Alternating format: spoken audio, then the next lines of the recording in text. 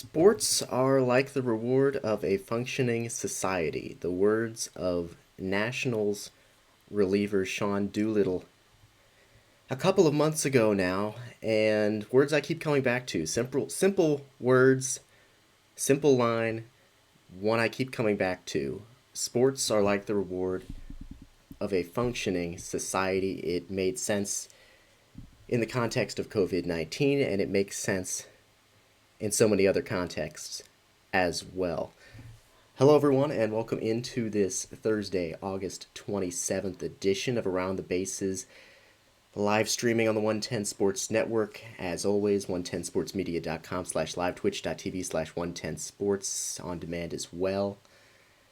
We have a lot to talk about here today on the show on this Thursday. We have the information, the storylines you would expect to hear. Of course, we're going to talk about Lucas Giolito's no-hitter. Of course, the latest on postseason plans. We're at the midway point of the MLB season, so we're going to talk a little bit about some of the best players to date, your award winners at the halfway mark. That's all coming up on today's show, but we absolutely, positively need to start with this today. An incredible series of events that took place in the sports world yesterday, an unprecedented ripple effect as players from the NBA and WNBA to MLS and MLB drove the decisions. Several games postponed, individual players sitting out of others in protest of the police shooting of Jacob Blake in Wisconsin this past weekend. This all began with the NBA, and the NBA season right now appeared to be in jeopardy, though there is no new reporting today that today's 3 playoff games in the NBA will be postponed, but the teams will continue to play potentially tomorrow. And as I mentioned, it all started with the NBA, so let's kind of walk through everything. Everything is a big word, but let's walk through the big things that have happened and transpired, the series of events, an unprecedented series of events, as I said, throughout the sports world that happened throughout the afternoon and evening yesterday. It all began with the Milwaukee Bucks refusing to take the court for Game 5 of their playoff series against the Orlando Magic. Now, Milwaukee is about 40 minutes north of Kenosha, Wisconsin, where Blake, a 29-year-old black man, was shot 7 times by police on Sunday. Before long, the NBA had announced that all three of the Game 5s scheduled for last night had been postponed. Bucks, Magic, Rockets, Thunder, Lakers, Trail Blazers, they had all been postponed. The Bucks putting out a statement saying, "We fully support our players and the decision they made. Although we did not know beforehand, we would have wholeheartedly agreed with them. The only way to bring change is to shine a light on the racial injustices that are happening in front of us. Our players have done that, and we will continue to stand alongside them and demand accountability and change." The Bucks players then later issuing a statement, and this is what that statement was, quote, The past 4 months have shed a light on the ongoing racial injustices facing our African American communities. Citizens around the country have used their voices and platforms to speak out against these wrongdoings. Over the last few days in our home state of Wisconsin, we've seen the horrendous video of Jacob Blake being shot in the back several times by a police officer in Kenosha, and the additional shooting of protesters. Despite the overwhelming plea for change, there has been no action, so our focus today cannot be on basketball. When we take the court and represent Milwaukee and Wisconsin, we are expected to play at a high level, give maximum effort, and hold each other accountable. We hold ourselves to that standard, and in this moment, we are demanding the same from our lawmakers and law enforcement. That was the statement from the Milwaukee Bucks players. Later in the day, yesterday, the WNBA followed suit. Just minutes before the tip-off of the first WNBA game of the night between the Mystics and Dream, the players decided that they would not take the court. The league announced shortly thereafter that all 3 WNBA games scheduled for last night would be postponed. Also postponed 5 MLS games. All but one of the MLS games on the slate yesterday were postponed. And then there, of course, is the baseball impact of this. 3 Major League Baseball games were postponed yesterday. In baseball, it started with the Milwaukee Brewers, who met for a discussion at Miller Park shortly after the news about the Bucks broke, and after a discussion with the Reds, who they were set to face. That game was postponed. That was the first Major League Baseball game postponed yesterday. Also postponed in the baseball world, Mariners, Padres, and Dodgers, Giants. Those 3 games are, as of right now, all slated to be made up today as part of doubleheaders. Additionally, some Major League Baseball players sat out while their teams played, including Cubs outfielder Jason Hayward, Rockies outfielder Matt Kemp, Cardinals outfielder Dexter Fowler, and starting pitcher Jack Flaherty, who wasn't slated to pitch yesterday. Now, one thing that's interesting, or one thing that's important about this and looking at the different leagues, it was quite a series of events in the speed at which that all developed from the Bucks not taking the court to all NBA games last night being canceled or postponed, to the same in the WNBA, to MLS games being postponed, to then what was happening in the baseball world. Because unlike, with the NBA and the WNBA, where no games had started yet, and as was the case in MLS as well for most of those games, there was time from, this all happened in a rapid period of time, very quickly. So, it was interesting to watch this in real time. We were getting reports of major league teams convening. We were seeing pictures of teams convening with teammates, with opposing teams, to come up with these decisions, and there were also already games that had already been played or were already in progress at that point. So it was not as if this was the kind of thing where, the ripple effect was starting to happen here, but baseball games weren't slated to start for another 3 hours. None of them were. There were games in progress. There were games already done. There was, a rapid pace of trying to figure out, what was going on in those situations. So we saw 3 games get postponed, starting with the Brewers, who have a close connection with the Bucks. And then we saw those 2 other games, Mariners, Padres, and Dodgers, Giants, be postponed as well. And of course, this all originating in the NBA. This is a big issue. This is not the kind of thing that, obviously baseball is a part of this story right now, but it's not where it originated. It's not the biggest part of this story right now. And we're going to have a lot more coverage on the situation as it develops in the NBA, and the ramifications, the statements, in the situation as it develops in reaction, on 110 Sports throughout the rest of this week and the days ahead. We're going to have coverage here, live on the 110 Sports Network. We're going to have multiple podcasts coming out in the coming days. Josh and Josh recording one this afternoon of Jays for Days to give their reaction to the situation as it's developing. We'll also have an episode of The Bonfire coming out in the next couple of days to discuss this as well. It's obviously a big issue that impacts, just the sports story of this situation is broad and has a number of different not ways to look at it, and a number of different aspects to it.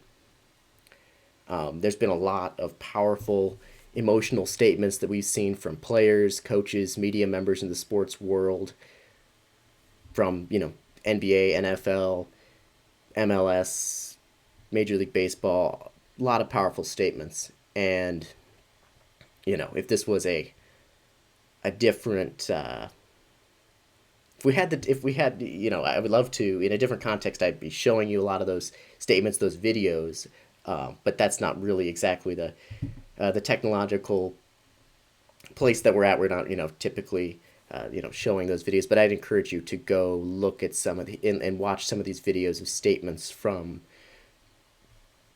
Doc Rivers, from Dominic Smith of the Mets. There's so many of them, and I'm kind of blanking right now, but I encourage you to go watch some of these statements because they're very powerful and speak to why players and coaches feel the way that they do, why the decisions that were been made over the last day or so have been made, and the feelings that those players have. So I would encourage everyone to watch some of those videos. Of course, this is a baseball broadcast, a baseball show, not a baseball broadcast, but and so I want to share with you some of the statements made by major league players and managers regarding this situation. So I'm just going to be reading it. It's going to be kind of a lot of quotes here, but I want to share some of the reaction. I want you to hear from the players, the managers who were involved in that, because I believe that's one of the most important aspects here is the listening. Now, listening alone obviously is absolutely not enough, but I believe that's an important step, of course, in this process. So I just want to share with you some of the powerful statements made by those in the baseball world over the last 12 hours. Well, no, not 12 hours. In the last 24 hours here. So Milwaukee Brewers outfielder Ryan Braun, quote, obviously with what happened in Kenosha, it's close to home. We've worn shirts that say justice, equality now. We've made statements, but at some point actions speak louder than words, and we felt like today provided a unique opportunity, a moment for us to use our platform to actually put these words and these statements into action. The Seattle Mariners, D. Gordon, tweeting, there are serious issues in this country. For me and for many of my teammates, the injustices, violence, death, and systemic racism is deeply personal. This is impacting not only my community but very directly my family and friends. Our team voted unanimously not to play tonight. Milwaukee Brewers manager Craig Counsell on his players and their decisions, quote, I'm very proud of them. I think they did a courageous thing. They went first. I am proud of them for that, end quote. The Cubs, Jason Hayward, who, as I mentioned, sat out of last night's game.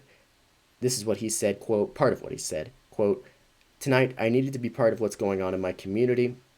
He said his teammates discussed not playing, but that he encouraged them to play. Los Angeles Dodgers star Mookie Betts, quote, I think no matter what, I wasn't going to play tonight just because I have to stand by my heart here, my thoughts that changes need to be made. I need my platform to at least get the ball rolling. I talked to my teammates and told them how I felt, and they were all on my side, and I can't ask for any better teammates than what I have here. I appreciate everything that was said and done so far.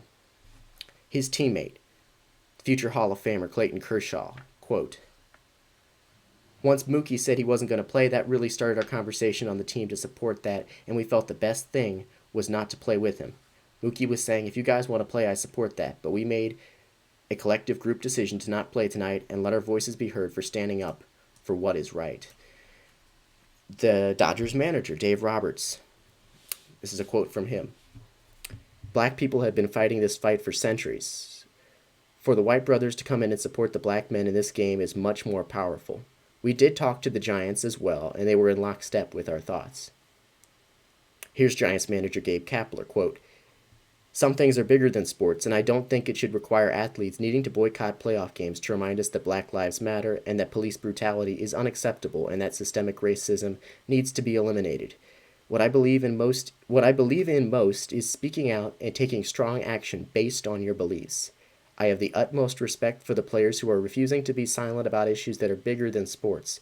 Racism and police brutality are issues that we're not going to be silent about either. That is Giants manager Gabe Kapler. Final quote I want to highlight here comes from New York Mets first baseman and outfielder Dominic Smith. This is what he had to say, part of what he had to say last night to the media post-game. Quote, I think the most difficult part is to see people still don't care. For this to continuously happen, it just shows the hate in people's hearts. he continued, being a black man in America, it's not easy. And that was just a small part of what Smith had to say. Smith expressed last night. I would encourage everyone to watch the full video of his comments. You can just search for Dominic Smith and watch the entirety of his comments and the emotion that he feels about these issues, about this situation. And that's just a small sampling of what MLB managers and players, some of them, had to say yesterday as this all was developing. And, I struggle to even figure out a good starting place for sharing some of my own thoughts and comments on this, because it's hard to even know where to begin. It feels like anything, it feels like, it feels like nothing is enough, But there are just a couple of things, thoughts that I want to share here on this situation. One of them was, first thing is a point that was, very simply expressed by Nationals manager Davey Martinez last night. It's a simple quote: "Not just athletes, we are first people." Again, not just athletes, we are first people. And there are, very clearly sports fans and many people who either believe or they act like they believe.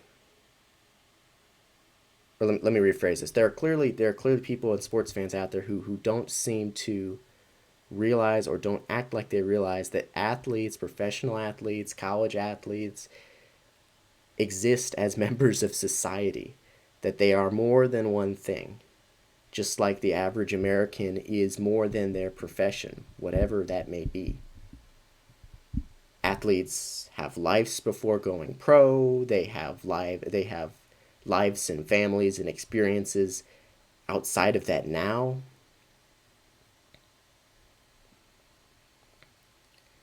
And, one of the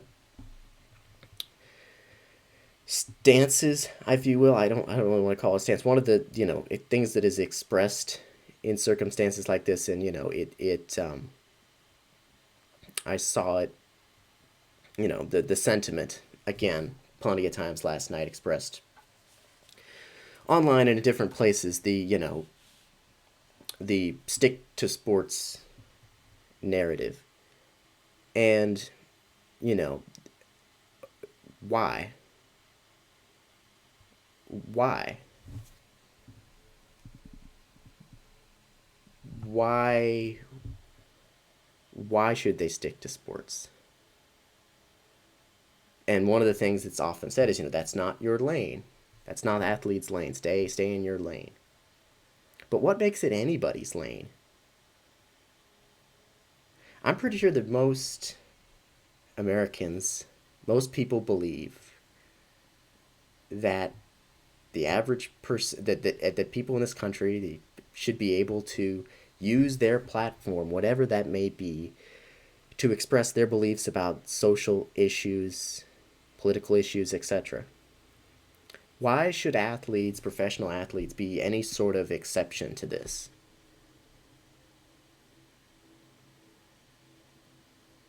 Just because we just don't want to hear it, because it makes us uncomfortable, because we'd rather just them go out and play. But these are not robots. They're not puppets. These are human beings just like you and me and everyone else. And many of these players, NBA players, I saw it last night, I've seen it from baseball players, have said, they'd rather stick to sports. They'd love to have it be a situation where they feel that they can just stick to sports. You know, these NBA players who last night made the decision not to play in their games. You think they don't want to play in the finals games they've been working all year, their whole careers to get to? Of course they do.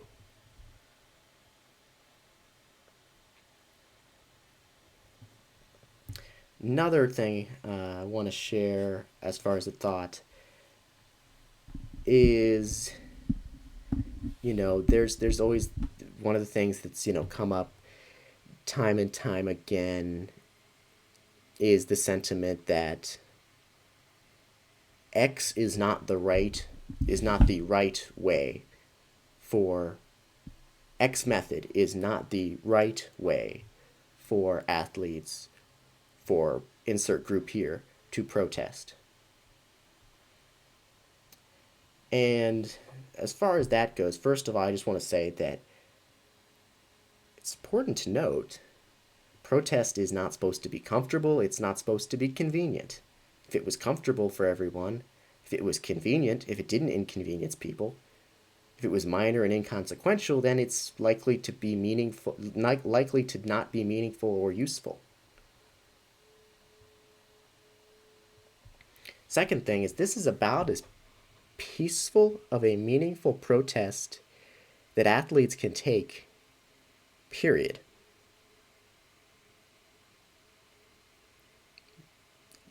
Choosing not to take the court is just about the most meaningful thing that athletes can do. That is that is the most peaceful thing that can be done. That is athletes using their power that they have.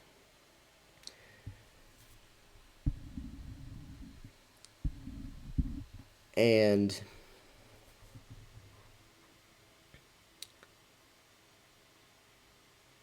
I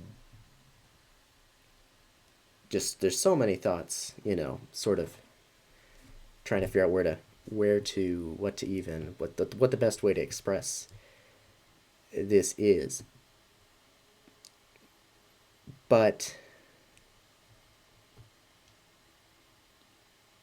there's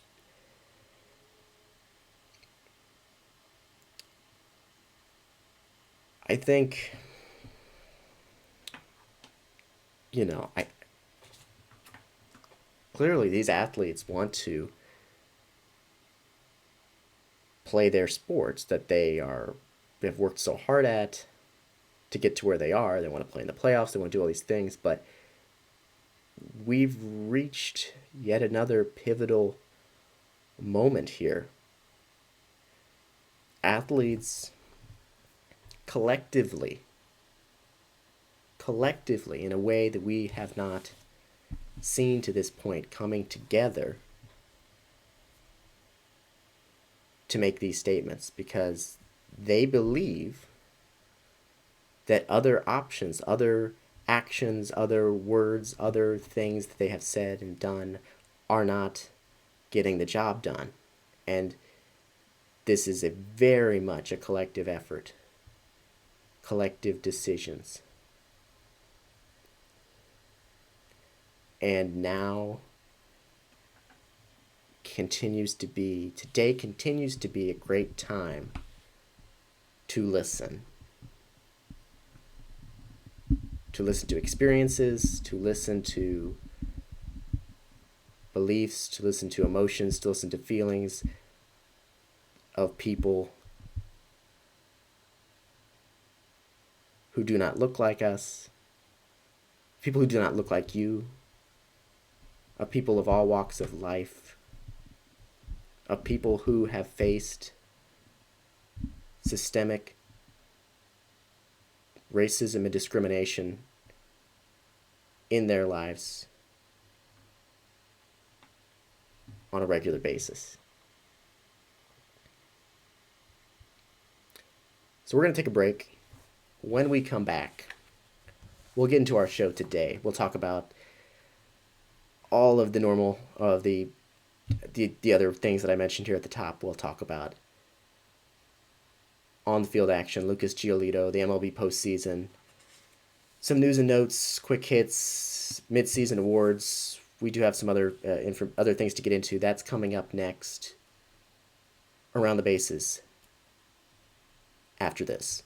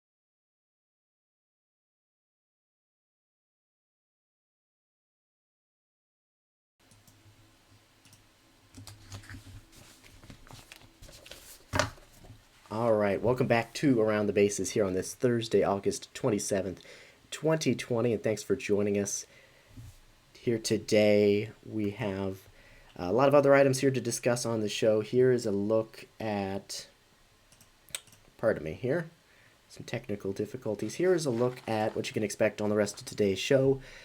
We're going to get into our top four here. We're going to talk or finish out our top four with three other items today. Lucas Giolito, we're going to talk about his no-hitter and his performance this season and his incredible story. We're going to talk about the latest on MLB's plans for the postseason and the latest new reporting there. We're going to go through some other interesting news items as well.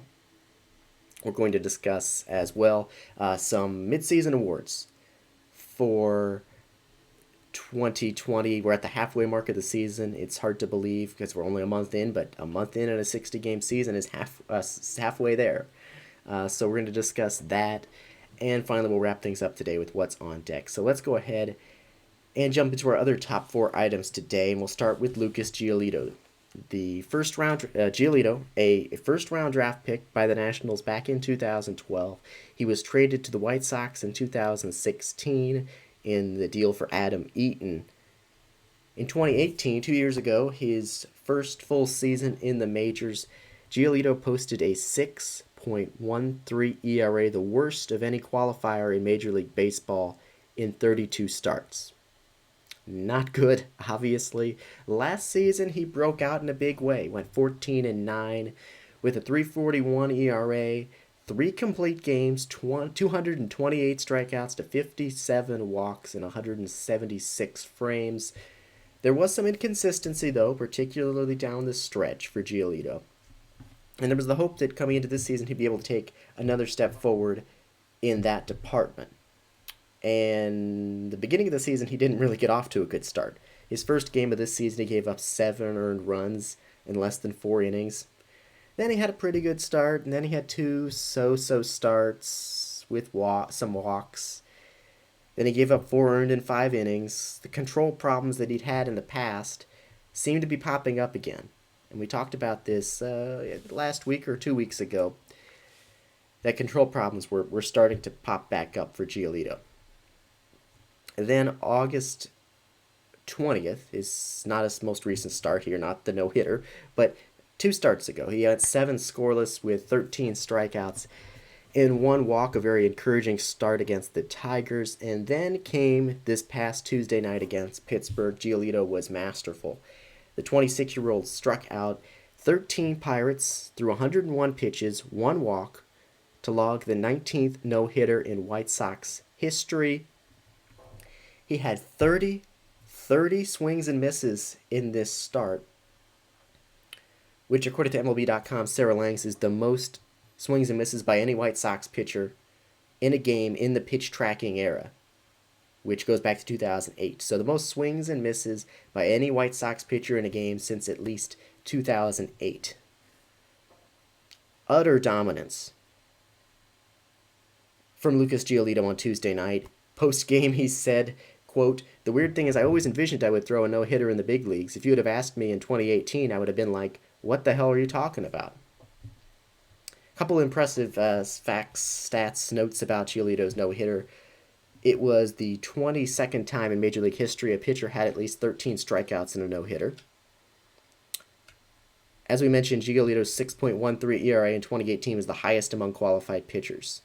And Sarah Langs, MLB.com, Sarah Langs, noting that is the highest ERA in a qualified season by a pitcher who then went on to throw a no-hitter in a future year. Ever.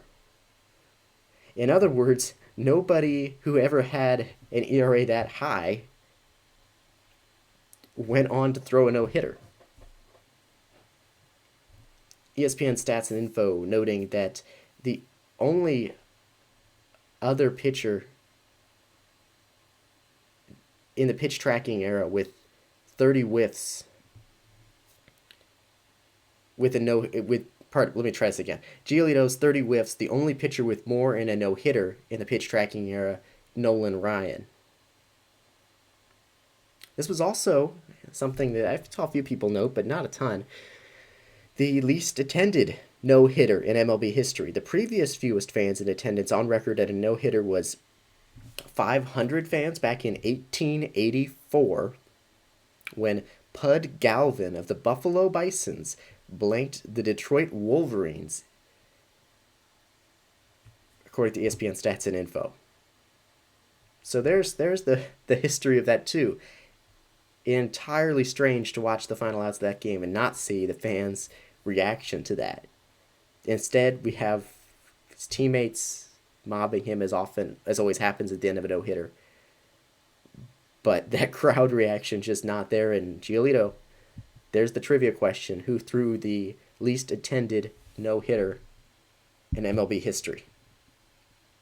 It was also the first no-hitter in Chicago White Sox history with 10 or more strikeouts. A dominant performance from Lucas Giolito on Tuesday night.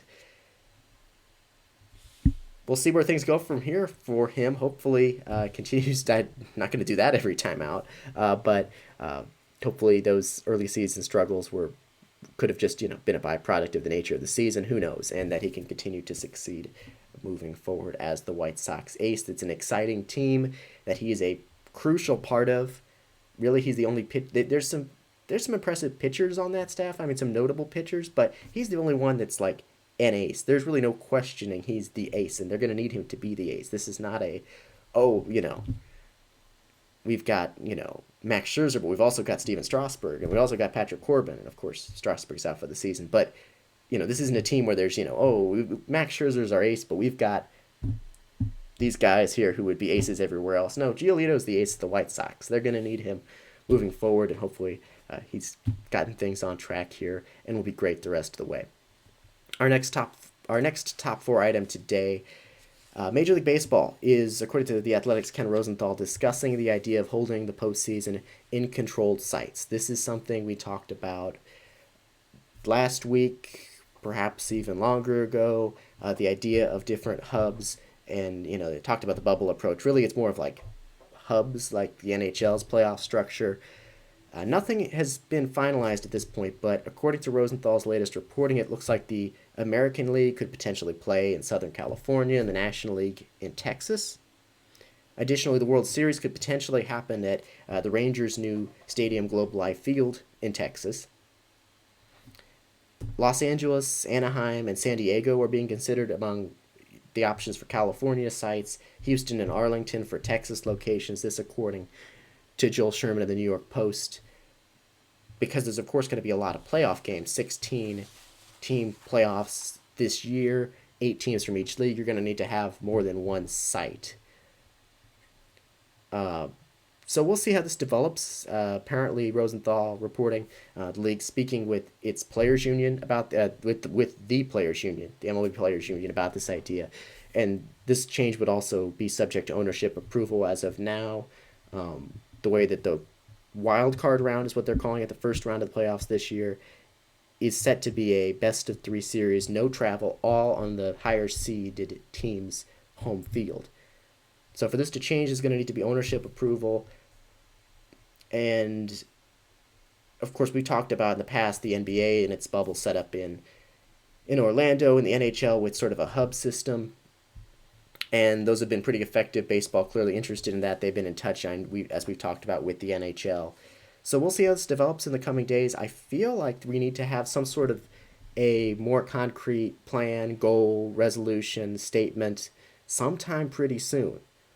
Because the timeline here is pretty fast, and this is a pretty drastic change. If this is going to happen, it's going to mean a lot of heavy lifting behind the scenes to get things ready.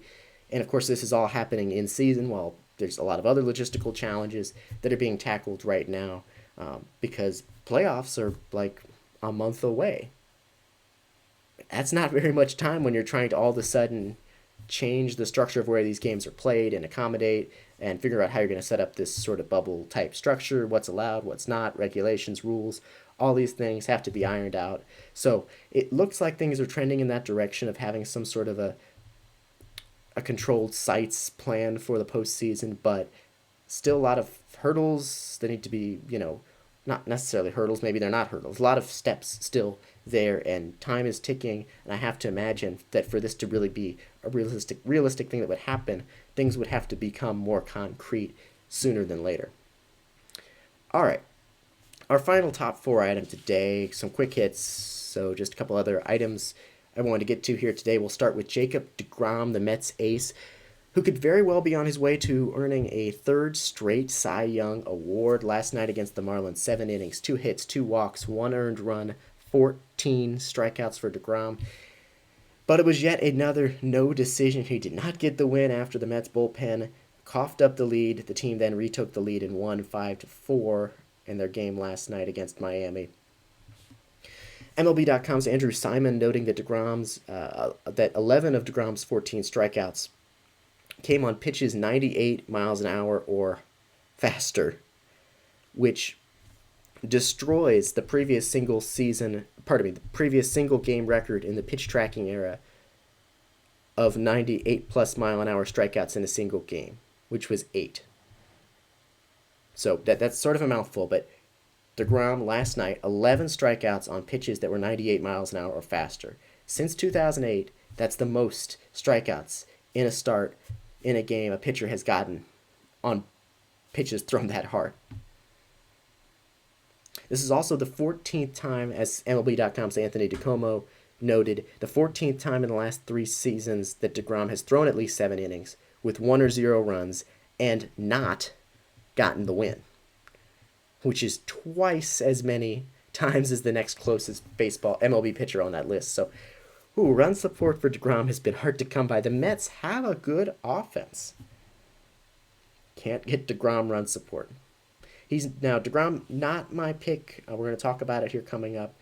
Mid-Season Awards. He's not my pick for mid-season NL Cy Young right now. There's some great competition. But with a 1.80 ERA, the 4th best in the National League, 49 strikeouts, tied for the 2nd most in the National League, he's right there in that conversation, no doubt. And there's still a month left of the season. If DeGrom keeps this up, very good chance he walks away as one of the few pitchers ever in MLB history with 3 Cy Youngs in a row. Second player I want to mention here is Atlanta right-handed pitcher Ian Anderson, who, making his Major League debut last night, carried a no-hitter into the 6th inning against the Yankees, ended up allowing 1 run on 1 hit and 2 walks.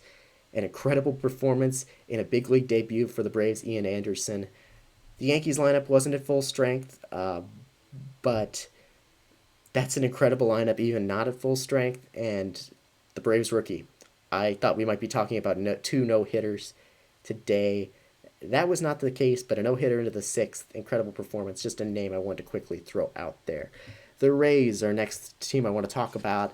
Tampa Bay has been one of the hottest teams in baseball of late. As we talked about Tuesday, they're up to 2nd in this week's power rankings at 110 Sports, but that doesn't mean things have been entirely smooth sailing. The Rays have been hit by the injury bug like other teams, greatly testing their biggest strength this season coming into the year, which was pitching depth. Their pitching woes continued yesterday. Left-hander Jalen Beeks placed on the 45-day injured list with a left elbow sprain. It ends his season. He could need surgery. It's the latest to hit the Rays, who are now Beeks becoming the 10th Rays pitcher on the injured list, the 5th to be declared out for the season. It'll be interesting to see if the Rays potentially add an arm at the trade deadline, leading up to the trade deadline here on Monday. Still an outstanding team, but they've certainly been hit by the injury bug, just like Yankees, Astros, other competitors, other contenders as well. Final quick hit here today. Mike Clevenger, the Indians starter, back in the major leagues. Quality outing last night in his first win, for an Indians win, and his first start since August 5th. Of course, Clevenger had been at the team's alternate training site after violating health and safety protocols by going out with fellow pitcher Zach Plesac in Chicago almost a month ago. And he'd been sent down to their alternative training site. Of course, he's been one of the best pitchers in the American League the last couple of years. Clevenger's saying last night after the game, they didn't kick me to the curb, they being his teammates, but they let me know how they felt. I really understood how much I disappointed them and the staff and everyone around. The hardest pill to swallow was that I made a really selfish choice. Plesac, Clevenger back in the major leagues, though. There's talk about maybe could he potentially be dealt leading up to this year's trade deadline. It's something that's been talked about.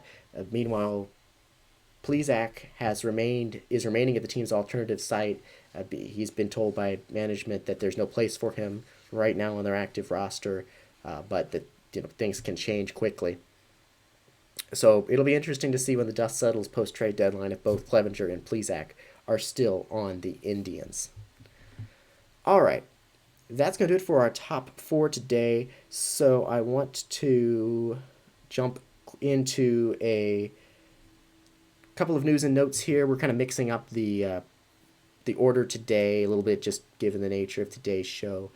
So we're going to go through some news and notes and then come back for our final segment. So Yankees outfielder Aaron Judge, he exited his first game back from the injured list in the 6th inning yesterday after experiencing calf tightness running the bases. Manager Aaron Boone saying a return to the injured list is a possibility for Judge.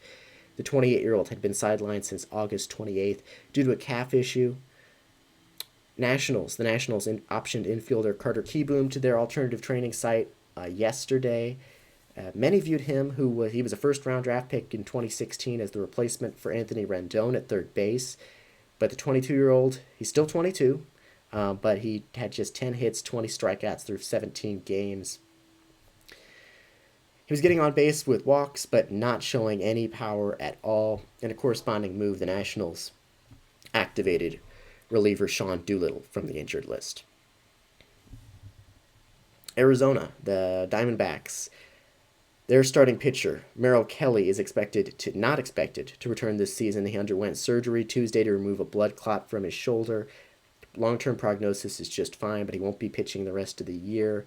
He was off to a really great start for the team, 2.59 ERA over 5 starts. Finally, Steven Strasburg underwent surgery yesterday for carpal tunnel syndrome in his right hand. He'd already been ruled out for the remainder of the 2020 season. Nationals general manager Mike Rizzo had expressed optimism that the 32-year-old right-hander will be back to full strength heading into next season. And I said last note, but we actually have a couple of other things that have just come in since the time we've been on the air. A couple of big news items here. So we're going to start with this here. It looks like some technical delays here. The Blue Jays acquired right-handed pitcher Taijuan Walker from the Mariners for a player to be named later, or cash considerations. It's officially been confirmed by the club. Walker had been a popular trade target, reportedly heading into the trade deadline. The 28-year-old will join the Blue Jays in Buffalo. He'd been off to a solid start for the Mariners this year. A couple other quick news and note items. The Pirates placed closer Keone Kela on the injured list with a forearm injury. The Cardinals put reliever Andrew Miller on the injured list with a shoulder injury. And this is the big one here. The Dodgers placed young star pitcher, right-hander Walker Buehler on the 10-day injured list with a blister on his right hand. He was supposed to start today for the Dodgers. That's obviously not going to happen. He was great in his last start, but it appears likely he's not going to miss much more than a week for the Dodgers. So those are some news and notes items for you today. Just about 10 or so minutes left on the show. We're going to take our final break here on ATB Live. When we come back, we're going to go through my mid-season awards for the MLB season. We'll talk about my mid-season MVP, Cy Young, Rookie of the Year, and Manager of the Year from both leagues. That's coming up next on ATB Live from 110 Sports.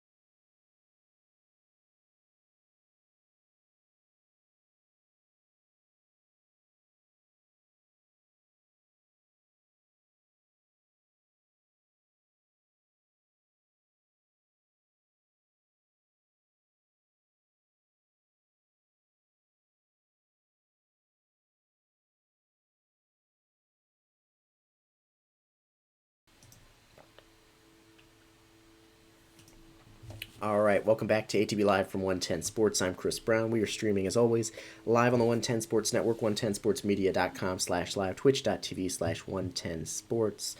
Just a couple of minutes left on today's broadcast, so I want to get into a topic here of a story that I wrote just yesterday. It's up on the website 110sportsmedia.com slash 110sportsmedia.com on the homepage right now, and that is Mid-Season Awards. And under normal circumstances, we would be discussing award winners, award leaders 1 month into the season would seem pretty ridiculous, given the small sample sizes that would be involved 1 month into a standard season. But we know this is not a standard year, this is not a standard season by any means.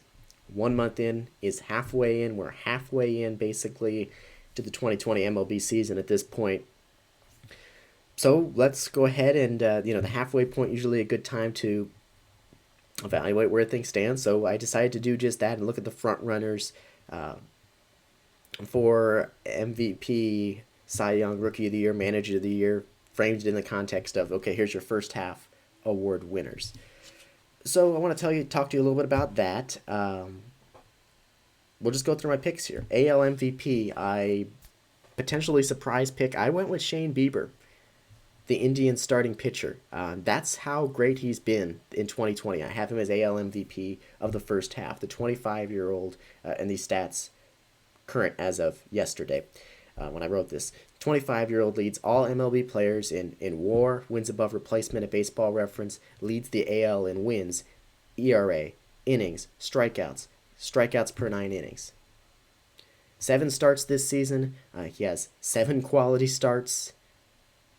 Double-digit batters, double-digit strikeouts, 5 of those 7 starts, 0 earned runs, 4 of those 7 starts. Per MLB.com, Sarah Langs, Bieber's 75 strikeouts through his first 7 starts of the season, tied for the 6th most by a pitcher in such a stretch since 1893. Bieber's season line really speaks for itself. A 6-0 record, a 1.35 ERA, 46 2/3 innings, 75 strikeouts to 9 walks, and a whip of 0.81. Other contenders for the AL MVP that I considered: Jose Abreu, Brandon Lau, Nelson Cruz, and others. NL MVP, though, I did go with the hitter, and it was a pretty easy choice. It's Fernando Tatis Jr. Mookie Betts was strongly considered here. 11 home runs, 25 runs, 24 RBI, 5 steals. He's been incredible for the Dodgers. Giants outfielder Mike Yastrzemski was also considered for this, a league-leading 20 extra base hits, the 3rd highest OPS in the NL. But Tatis was the pick. Pretty easy call. The 21-year-old shortstop, 5-tool abilities, seemingly nightly on the highlight reel with homers or great defensive plays. Leads all of baseball in runs scored, home runs, RBI, tied for 5th in steals. You get the picture. Pretty easy call in the end. Fernando Tatis Jr., my NL MVP. AL Cy Young, if I went with Shane Bieber as the AL MVP, it makes sense. I'm going with him as AL Cy Young as well. He has nearly twice as many strikeouts as he has base runners allowed this season. Both lefties and righties are hitting under 200 against him. Others considered for this: Lance Lynn, the clear runner-up in my opinion, for the Rangers, the 33-year-old, the only other qualified starter in the AL with a sub-2 ERA, 2nd in the league in innings pitched, 3rd in strikeouts. He's been incredible this year. Not many people saw this coming. He was great down the stretch last year, but nobody thought he could get off to this kind of start. It's been incredible. Lance Lynn, the runner-up there, though. AL Cy Young at the midway point.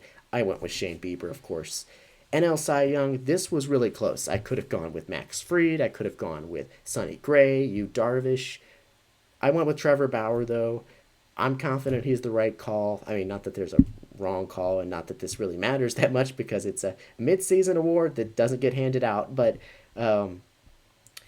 former Cleveland Indian Bauer he was really good 2 years ago. He finished 6th in NL Cy Young balloting, an AL Cy Young balloting 2 years ago with the Indians. Great season. Now, last year we saw the downside of a pitcher who really likes to tinker with his mechanics. He had a 4.48 ERA. This season, though, we're clearly seeing the elite version of him. He leads the league in strikeouts per 9 innings, batting average against, and whip. He trails only Max Fried in ERA. He's been incredible this season, Trevor Bauer, so he gets the nod as NL Cy Young for me. Quickly here through the last couple of players on this Mid-Season Awards list. AL Rookie of the Year, I went with Kyle Lewis, center fielder for the Mariners. You may not have heard too much about him, but he's really burst onto the scene for the Mariners. His season line heading into yesterday, 360 average, 446 on base percentage, 7 homers, 25 runs, 19 RBIs, 18 walks, 30 strikeouts, 2 steals. Luis Robert of the White Sox has also been really good, but this was an easy call for me as well. Pardon me. An easy call for me as well. I went with Kyle Lewis. NL Rookie of the Year. Here's a guy you may not have heard of if you haven't been paying close attention. Jake Cronenworth, utility man for the Padres. I say utility man. He's getting pretty regular playing time, but he's played first, second, short. And there's plenty of players to get excited about on the Padres, from Tatis Jr. to Manny Machado, Chris Paddock, and others. But Cronenworth has been outstanding.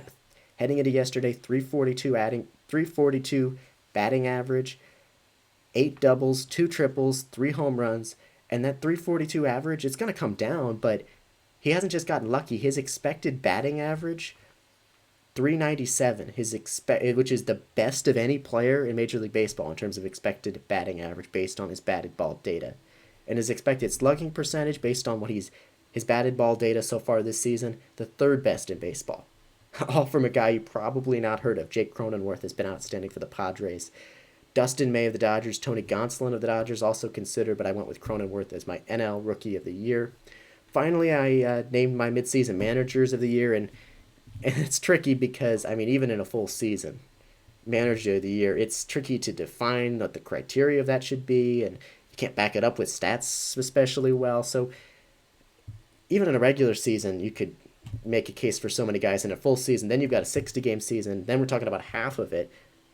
Is it as simple as who's just been the best, what team's been the best? No, but is it just who's overperformed the most relative to expectations? I don't know. I went for the AL, though, after all that disclaimer. I went with Bob Melvin of the A's. Just doesn't get enough credit for what he's done and what the A's have done. 97 wins in back-to-back years. They currently, heading into yesterday, lead the AL with 21 wins. The A's stuck with Melvin during the rebuild, and it certainly paid off. Finally, NL Manager of the Year, with all those same disclaimers. I could have gone Dave Roberts, Don Mattingly. I went with David Ross. He got the Cubs off to an incredible start, the 2016 World Series hero. There were questions. There's, still questions. It's only 30 games in, roughly, but he's been off to an incredible start. They have a pretty significant lead in the NL Central. They're going to make the playoffs, no doubt. David Ross, a good start to his first season in Chicago for the Cubs. He's my pick for NL Manager of the Year. And that's a look at my midseason awards. Finally here, just a couple minutes to spare. Let's talk about what's on deck. Just going to fly through this quickly. We look ahead at a weekend series of note and storylines of note coming up. We don't have a lot of time for this today. I'll just highlight some games scheduled for this weekend. Mets and Yankees are slated to play each other. Braves and Phillies. Another interesting matchup to watch. We've got the Cubs and the Reds, as Kyle Hendricks will take the mound tomorrow night for the Cubs. Other series of note, Indians-Cardinals. That's what I'm going to be watching, not just because I'm a Cardinals fan, but because Tristan McKenzie of the Indians, actually. Incredible start in his Major League debut over the past weekend, or early this week, I believe it was. Going to be watching to see what he does against the Cardinals on Friday. Padres, Rockies, Astros, A's, a couple other series of note this weekend. So, abbreviated edition of What's on Deck today. I just didn't have the time wanted to discuss everything else. But that is going to do it for today's edition of Around the Bases from 110 Sports. Thanks so much for joining us. I'm Chris Brown. Remember to go to 110sportsmedia.com for all the latest written content. You can also, on the right side of the homepage, subscribe to our newsletter to get the latest from 110 Sports in your inbox every Friday morning, so you can get that in your inbox tomorrow morning. Our live coverage continues with the Jay Mole Show tomorrow at 11 a.m. Eastern, and then again on Monday, same time. Touchline Talk with Josh Doring on Tuesday at 11 Eastern, and Around the Bases back with you Tuesday at 1 p.m. Eastern. Stay tuned to 110 Sports for latest coverage and reaction of everything that's going on in the sports world right now. Like I said, we'll have multiple podcasts coming out in the next couple days, so stay tuned for that. And we'll have that coming your way in the days to follow. So thanks so much for watching this edition of Around the Bases. I'm Chris Brown. As always, stay safe, have a good weekend, and I will talk to you on Tuesday.